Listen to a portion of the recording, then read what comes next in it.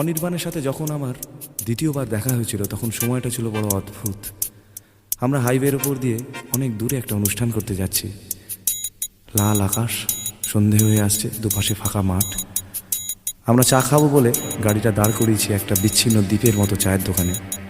এমন সময় দেখতে পেলাম লাল আকাশকে পেছনে রেখে একটা ছেলে মাঠ পার হয়ে আমার দিকে এগিয়ে আসছে। আমার সামনে এসে দাঁড়িয়ে বলল, চিনতে পারছিস? বললাম না। বলো, ভালো করে দেখ। আমি সেই চুরি যাওয়া আলোতে ওকে চিনলাম, আমার বন্ধু অনির্বাণ। আমার চোখের সামনে পুরনো দিনগুলো ছায়াছবির মতো ভেসে উঠছে। আমি ওকে প্রশ্ন করলাম, অনির্বাণ তুই এখানে? ও বলল, তাই তো কথা ছিল বন্ধু, আমাদের তো এখানেই থাকার কথা ছিল। আমার পায়ের নিচ থেকে মাটি সরে যাচ্ছে।